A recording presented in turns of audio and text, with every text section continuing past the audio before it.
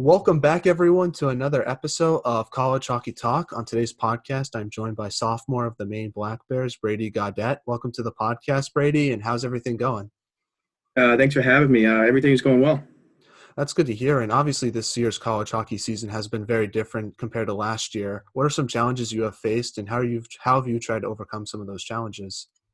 Yeah, there's been a lot of challenges. Right now, we're on a little bit of a soft pause because of COVID-related incidents, and it's tough preparing for the weekend and not knowing who you're going to play against, or even if we're going to play.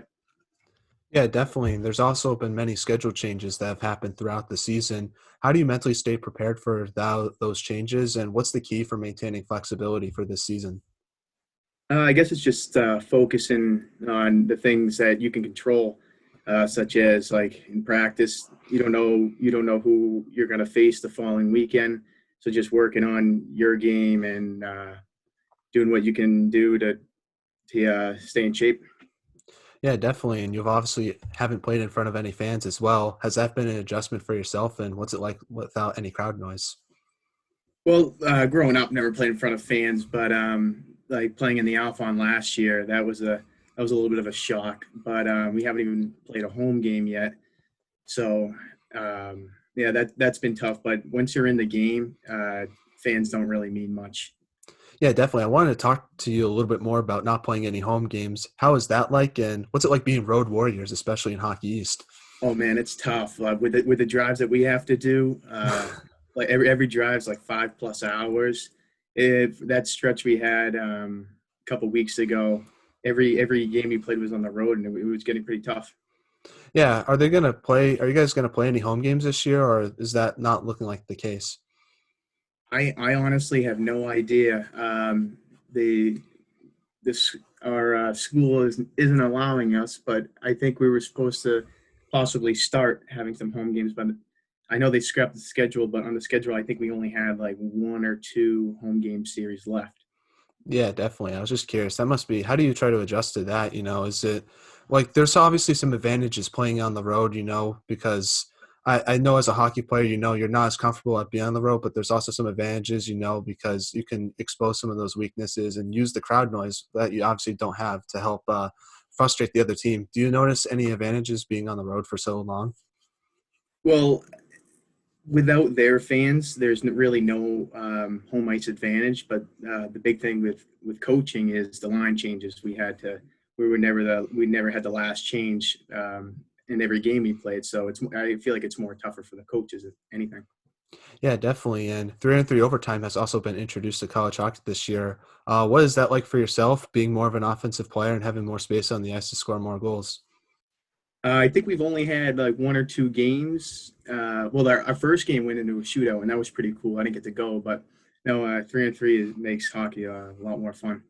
Yeah, definitely. As a fan myself, it's so much better the 3-on-3 because it's more fun to watch. I think the 4-on-4 can be a bit tiresome sometimes, but it also shows the defensive skills of players as well, which I don't think people notice because if you make one little defensive mistake, it can cause an odd man rush. Absolutely. Yep. Now, what have you improved on the most since last season? I think I improved on my speed the most. I was able to lose some unwanted pounds, and that's definitely helped me with my quickness in the corners and trying to be a little faster in the open ice. Yeah, and how was your off season this year, and what did you do to prepare for this season with so much uncertainty?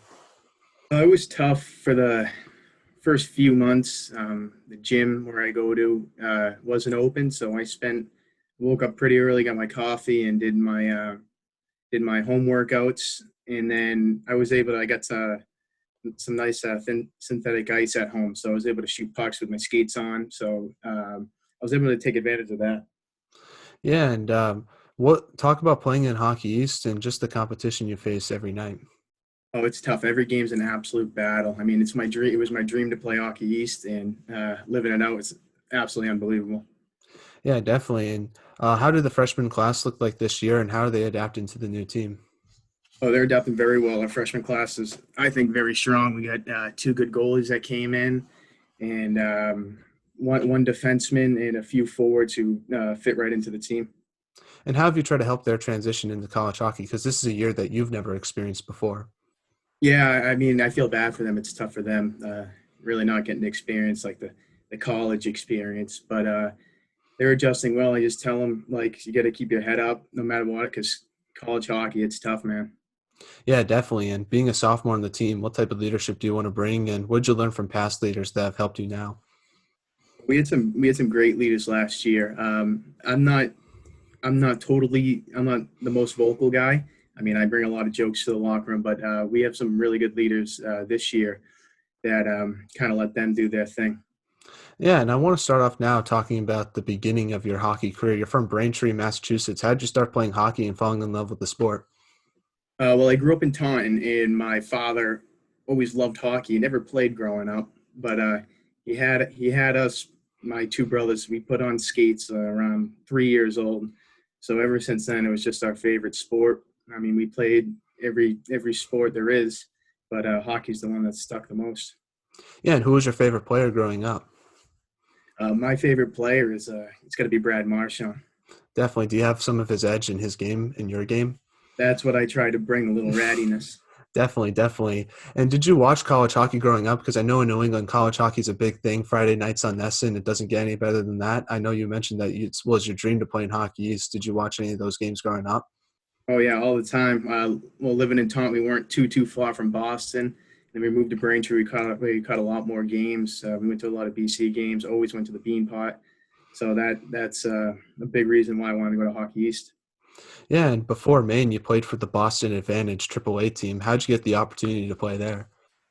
Well, when a couple of years after I started skating, my brother was with the Boston Junior Terriers, and they had their skills were run by Tim Lovell, so we kind of had an in there. And then Tim Lovell's the owner of Boston Advantage, so ever since then we stuck with him. Yeah, and after that, you played in the North American Hockey League for the Northeast Generals. Talk about your experience there. That was a great experience. And then Tim Lovell's brother Joe Lovell was the coach, so that was a big reason why. Another reason is it was only about 40 minutes from my house, so I was able to play junior hockey living in my parents' house. So that was a great experience. But uh, playing for Joe Lovell and Brian Erickson was an awesome experience. Yeah, what was your favorite memory with the Northeast Generals? My favorite memory, I think, was probably the Johnstown series. It was a pretty big incident involving a player and a fan, but we were able to push Game 5 against one of the best teams in the league in front of their crowd, and that was a fun experience. Yeah, what happened with that fan and the player? I don't want to Uh, say too much, but it was a pretty tough experience. definitely, definitely. Yeah, and how did the playing with the Northeast Generals help prepare you for college hockey? I think like how good our division was. I think that it was a very tough division, and there was a lot of skill guys, and then like more of the bottom line guys. They're very strong, big boys. So I think it really prepared me for Hockey East. Yeah, talk about your recruiting process and why did you choose to go to Maine? Well, yeah, I visited a few schools going into my second year with the Generals, and then after the Null Showcase, um, Maine ended up reaching out, and I thought it would be an unbelievable place to play. I thought my game would translate well here, and once they gave me an offer, I took it right away.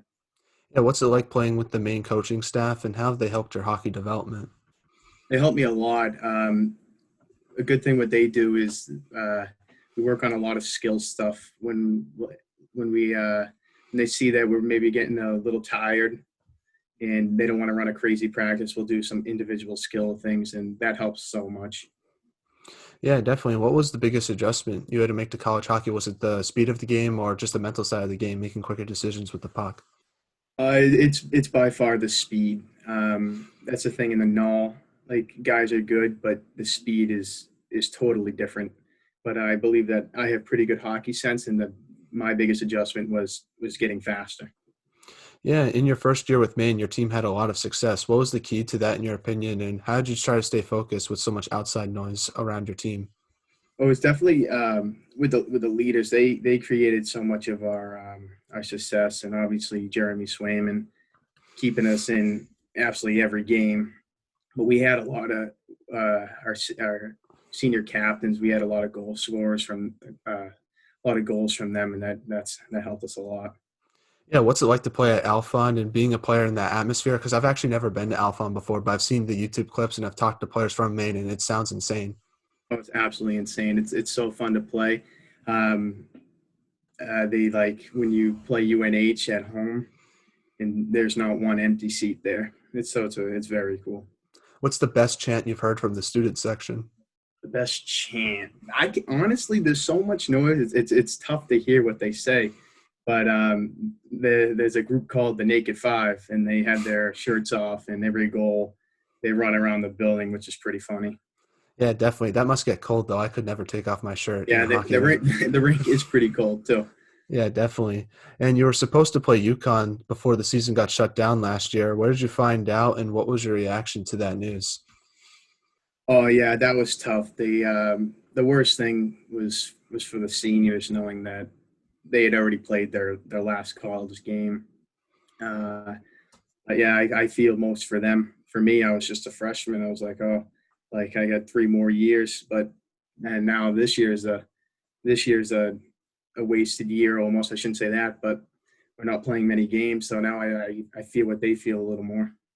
Yeah, definitely. What was there? How did you try to help them recover through that news? Because I think I was talking to one of the main players, and they were saying they really had a chance against UConn because Jeremy Swayman was so hot during that time period. You guys were winning so much games, but you also had a playoff series at home as well.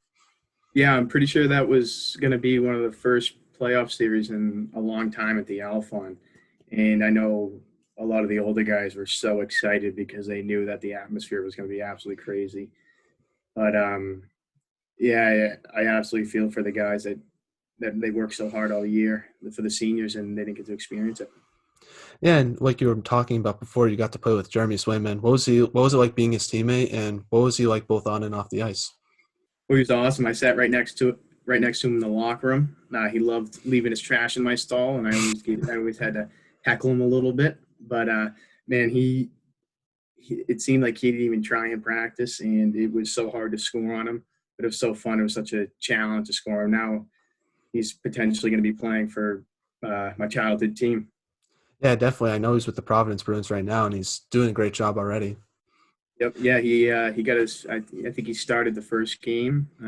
Only let up one goal in the preseason. It's pretty cool stuff. And you also got to play with Pat Shea. We've had Pat Shea on the podcast before, one of the funniest guys ever. He's obviously helped promote this podcast as well. I really appreciate him for that. What was it like being his teammate? Oh, he's awesome, and he doesn't live too far from me, so I grew up playing against his brother. But yeah, he's a very funny kid, When will freakish. you, yeah, definitely. When will you be on his podcast, Behind the Cage? Will that be coming soon? Whenever he lets me. Definitely, definitely. You got to hit him up on that. I feel like you would be a I good will. guest. Yeah, that would be funny. We're now in the non-hockey segment of the podcast where I ask you some non-hockey questions. My first one is, what music do you like to listen to before a game? Or a game. Well, I listen to a little bit of Kid Rock and Creed on the bus, but after that, I listen to whatever's on in the locker room. I try not to get too amped up Yeah. before a game. I like to play with a little. If I get too amped up, I might go crazy out there. So I like to play. Try to be a little calm before the game. Now, obviously, the Super Bowl is going to happen on Sunday. Who do you think is going to win this game? I know I'm a Tom Brady guy, but who do you think is going to win? Tom Brady guy all the way. I'm gonna go Bucks. Definitely, definitely. Now, speaking of your teammates, who has the best style at Maine besides yourself? I wouldn't say my style's anywhere as good as I'd say one of the Europeans. I'm gonna go my roommate Edward Lindelof. He's got some real good style. And who is the funniest on Maine? The funniest, other than me, let's see, the funniest. Um, I'm not sure because on the team I'm the funny guy. Do you think it's Edmund's trail marks? He's pretty funny, but I'm not going to give him that. I almost said he has the best style, but I didn't want to give him that either. All right, all right. Now, last non-hockey question: if you could have lunch with anyone in the world, who would it be and why? Um, I would say I would want to have it with my favorite player, Brad Marchand. He seems like he's got a lot to say. I think it'd be a pretty pretty fun lunch date. Yeah, definitely. And you can learn a lot from him on the hockey side, but it'll also be a fun experience as well because he's a funny guy as well. Yeah. Yep. Definitely. Now, back to some hockey questions. My first one is what advice would you give a younger player trying to pursue a Division One college hockey scholarship? I tell him that there's many ups and downs. It's always two steps forward and one step back. And when you take that one step back, you always got to look forward. And it's tough. It's definitely tough, but things always end up working out if you work your hardest. Now, do you have any message to any of the Maine fans listening to this podcast? Obviously, they haven't been able to watch you guys play in person, but do you have any message to them watching at home? I'm glad that they're following along, and I can't wait to see them back at the Elf on whenever this is over with. Yeah, I can't. I hope this is over soon rather than later. And yeah, I appreciate you coming on. But what can I do better as an interviewer to improve this podcast and make this platform better? I don't know. This is pretty fun. I think it's pretty cool that I looking on your Instagram how many guys and girls that you've interviewed. But I think this could really take off. I hope it does too. I appreciate you coming on. It means a lot. And I've always said, players are the one that make the platform better, not myself. I just interview them basically. So it really means a lot that you came on. Yeah, no problem. Thanks for having me. It was awesome. Do you have any shout outs like to give before we let you go to your teammates, friends, and family members? Yeah, I'll give a shout out to my parents for all that they've done for me to get me to this point. Awesome. Well, thank you so much for coming on, Brady. I wish you nothing but the best moving forward. Stay safe. Good luck for the rest of your season and go Bucks, I guess. Gold Bucks. Thank you. I appreciate it. No problem. Take care. Bye. See ya.